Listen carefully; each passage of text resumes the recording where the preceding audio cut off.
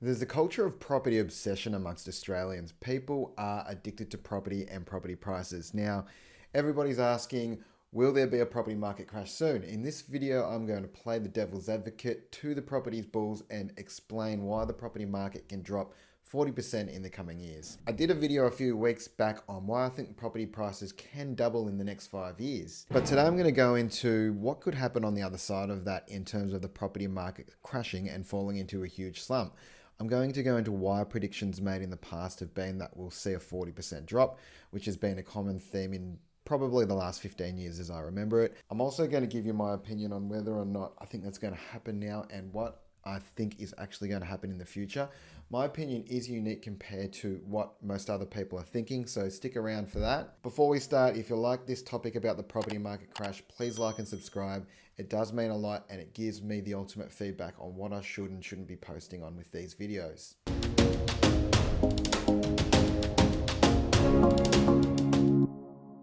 So as I mentioned at the top, 40% has been a common number for a long time.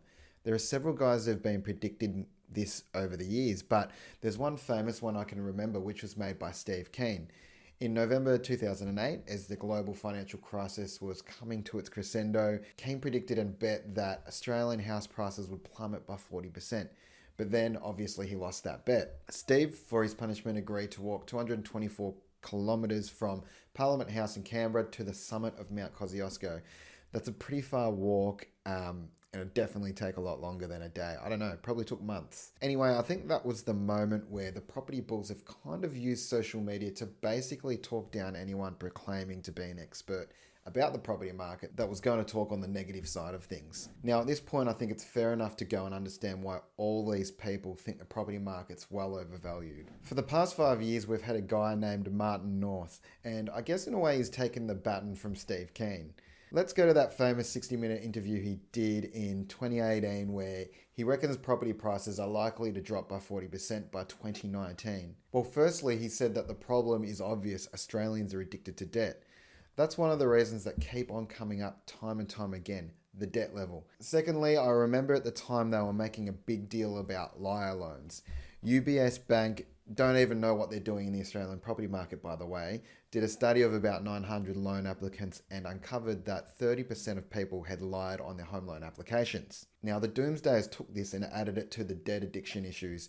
And thirdly, a report came out which basically said that in 2014 and 2015, that the market was full of interest-only loans. It said that up to 40% of the entire market was full of interest-only loans. What's the problem here? Since there's no need to pay down the principal at first, the required payments are much lower during the interest-only period.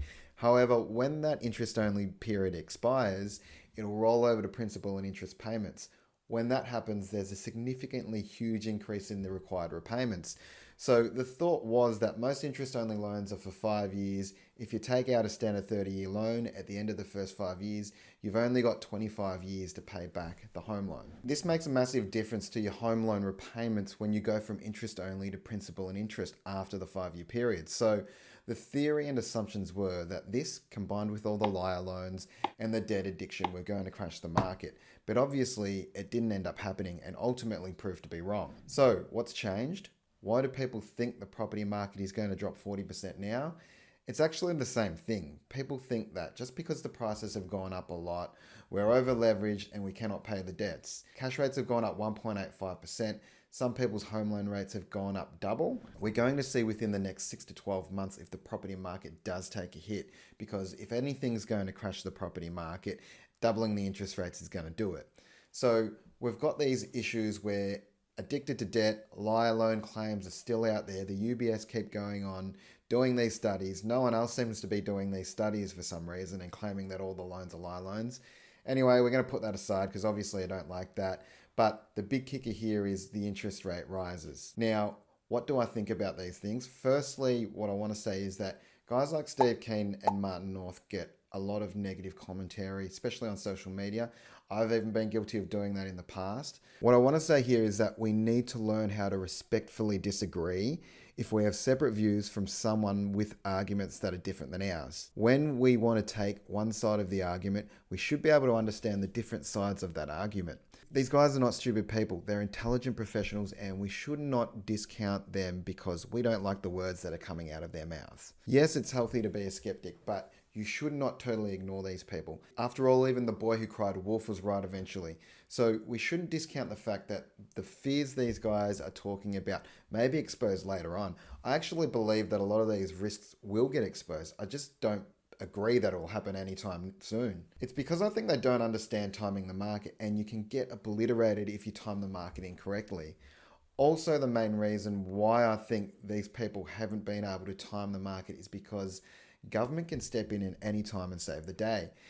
If we're going to be honest, our governments can think extremely irrational at times, and it's very hard to predict. These guys couldn't have predicted the massive amount of QE post GFC or the dropping of central bank interest rates to zero. They couldn't have predicted the pandemic and the creation of 20 to 30% of our money supply, and they couldn't have predicted 6% inflation here and 9% in America. To sum it up, I think the doomsayers are still not factoring in the ability for our government to make decisions which will cushion the property market in a downturn. So I actually think the property market can have a 40% drop sometime in the future.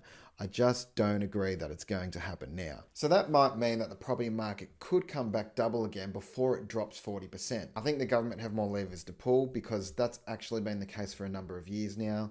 So does this mean you should go all in on property? This isn't financial advice, obviously, but firstly, you should manage your debt wisely because interest rates have been rising quickly for the last 6 months now, and exposure to debt is a risk that could wipe you out. This has been true for thousands of years. Secondly, I'm a believer of diversification. We cannot see what's ahead of us. In 2018, when the economy was looking down, these guys were predicting a 40% drop in property prices. Did you think property prices were going to go up then? Did you also think that we were going to have a pandemic and we were going to be locked down for 2 years here in Melbourne? No one can predict what's going to happen in the future. So diversification actually avoids you from overexposure to risks that you can't see yet. Let me sum it up really quickly before I leave. 1, watch your debt levels. 2, whilst we're obsessed with property, maybe you should seek to understand diversification.